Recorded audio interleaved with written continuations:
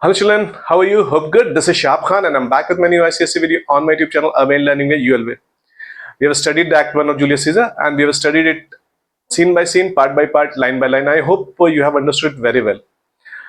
Today I'll summarize the whole act and more than the story, I'll try to emphasize upon the important aspects of the different scenes so that you are able to understand it in one shot and do the revision in a very short time. Okay, so what we have studied in the act, we have seen that there was a power struggle in Rome, and which is the central conflict of the play. The power struggle, the political turmoil in the Rome is the central conflict of the play. Caesar has been portrayed as the most powerful person in Rome, who is soon going to be appointed as the emperor of the Roman Empire, monarch of the Roman Empire, but is not a man who has got traits which are undesirable. That means there are certain negative aspects to his character also. And why is that important? Those aspects of character will be used by the detractors, that is the conspirators, to argue that he is not a man fit to lead Rome. And Brutus is the most loved and respected, admired person in the whole of Rome. There's a conspiracy being hatched by Cassius along with some other senators, and all of them, all the conspirators, they want Brutus to be a part of the conspiracy. We know why. His presence would make the whole act justifiable in the eyes of the public. Okay? The whole thing would become virtuous, which would have not been virtuous otherwise, which would have looked like killing or murder would look like a cleansing act. Okay? And then we have seen in the act the use of supernatural, the use of signs, the omens, the natural things, which the supernatural, which Shakespeare is a master of. He has used it to great effect in the act. Okay. So what we have in scene one, we have seen in scene one we have the fickleness of human nature presented by Shakespeare. Okay, and how? See, the two tribunes, Flavius and Mullus, are amazed at how the people have changed their colors. The same people who not long back loved, respected and admired Pompey were now celebrating the victory of Caesar over Pompey's sons. Pompey's sons have been killed, as a matter of fact. Okay, so with changing power, people have changed their allegiance. People change their allegiance, and there is the fickleness of human behavior for you. And Shakespeare not gone overboard with it, not overemphasized it. He has not gone overboard with it, but he has put it in a very subtle way.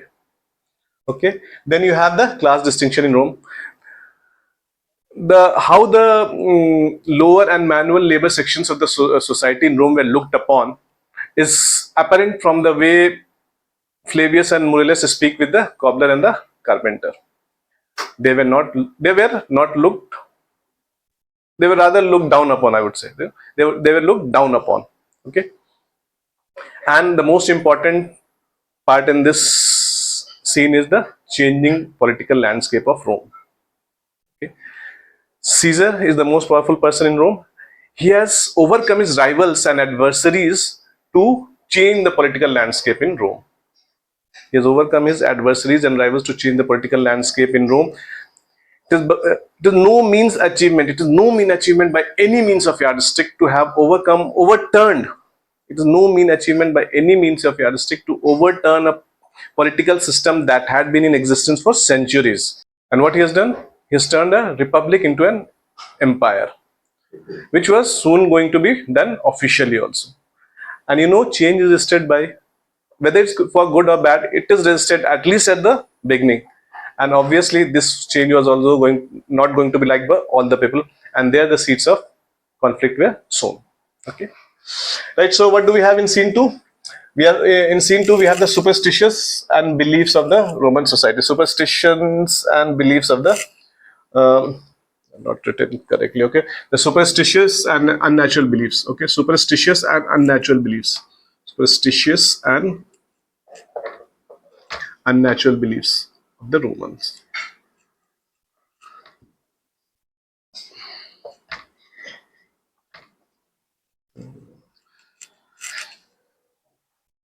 The Feast of Lupercal is used by Shakespeare.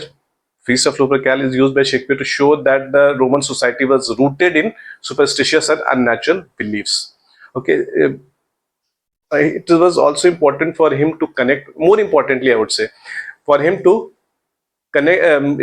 This thing was more important for him as a means to connect with his audience. It was very important for him as a means to connect with his audience, because the beliefs of the Elizabethan period were similar to what had been depicted about the Roman society in the play. So, the audience could connect with what was being played out on the screen, not on the screen, played out on the stage. Okay, and it was necessary for Shakespeare. Why? Because he was a playwright by profession. Okay, he had to carry out his profession. And what was the belief that has been pointed out specifically? The participation of Calpurnia in the feast of Lupercal would treat her of her infertility. Then the warning of the soothsayer. The warning of the soothsayer to Julius Caesar to beware the Ides of March is used to foretell what was going to happen in the play in the future. Okay, so this also creates a dramatic effect.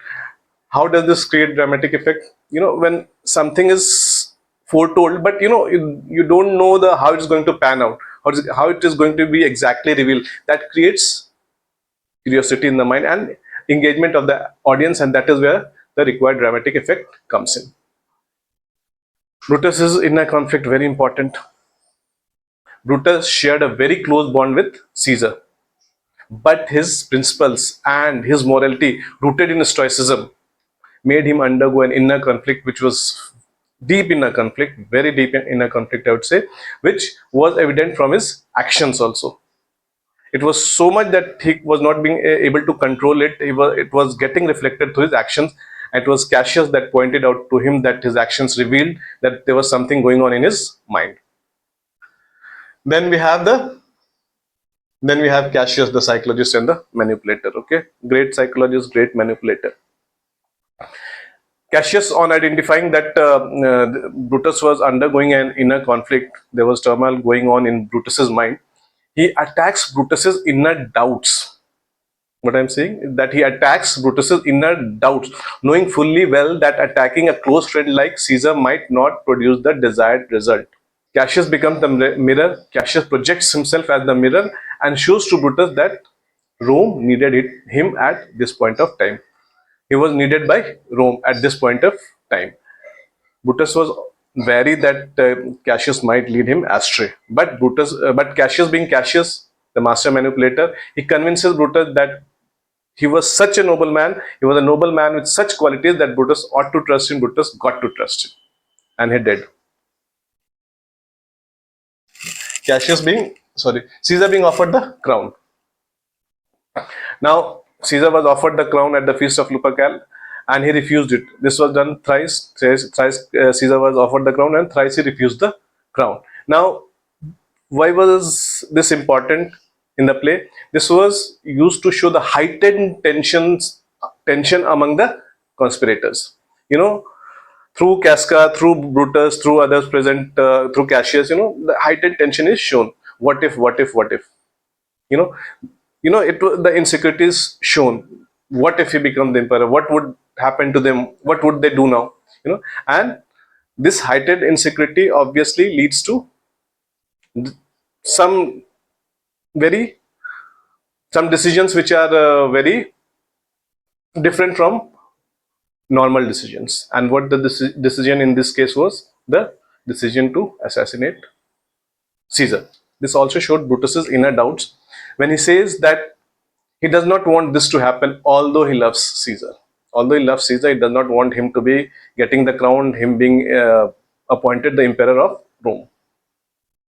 And he also said that nothing was more important to him than the honor and glory of Rome. Okay, and what we have in scene 3. The highlight of scene 3 is the presentation of the supernatural. Highlights of scene 3 is the presentation of supernatural by Shakespeare. It has been used to foretell that Rome was going to be embroiled in a political turmoil post the assassination of Caesar. Okay, and people had interpreted the signs and omens of the night very differently. Casca had become very afraid of the unusual happenings of the night. The night was really very unusual, the kind of a stormy night that people had not seen in their lifetimes. The kind of a stormy night that people had not seen in their lifetimes. And Casca interpreted as signals from the sky that Rome was going to go through a turbulent phase in the near future. Cicero judged it more rationally. According to Cicero, people will judge these signs and omens based on their own biases. That means based on their own rationality, based on their thought process. So the same sign, the same omens, the same happenings were being interpreted were in different ways by different people. That was symbolic of the different opinion prevailing in Rome. Obviously, some had would be siding with Caesar, and the others would be against Caesar. Some would be in favor of republic. Someone would want a new system to come into place. Okay, so that was symbolic of the different opinions in Rome.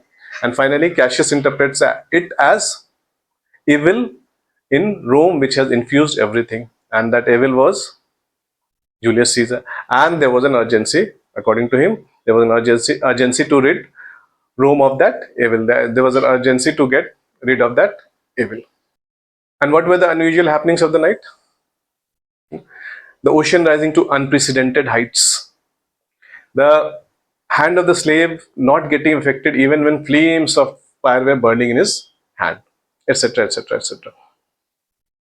Okay, then we have Cassius again at the job of convincing and manipulating people. Cassius was able to convince Casca that there was a need to get Caesar out of the way, and he makes him join the assassination conspiracy, make him join the assassination plot. And he tells him that he had already made others join the conspiracy to get Rome rid of tyranny, to get Rome rid of tyranny. And he was acting like Cassius was acting like a ringmaster, and the others were following suit. This was going to happen only till Brutus joined the conspiracy. Once Brutus joins the group, he had such a reputation that Cassius would become secondary to him, subordinate to him, and his instructions would gain precedence over anything else. Now the final manipulative effort and the need for Brutus. Cassius sends letters written in different handwritings to Brutus's place, so that when Brutus sees them, he interprets them as coming from different citizens. And what was emphasized in the letter, what was the point made in the letters, that it was time that Brutus, the person that he is needed to act, Brutus needed to act to save Rome. It was time for him, the kind of image, the kind of reputation, the kind of expectation that people had from him. He was the only person who could save Rome from tyranny, and it was time that he acted to save the republic. That was the message in the letters. And what was the need for Brutus? We have seen that Casca summed up it beautifully in his words, that he lived in people's heart and mind, and he was like a alchemist who would turn everything into gold. So that's the kind of image that Brutus had. People loved him, respected him, admired him, and his presence in the conspiracy, his being a part of the conspiracy, would make it justifiable in the eyes of the public.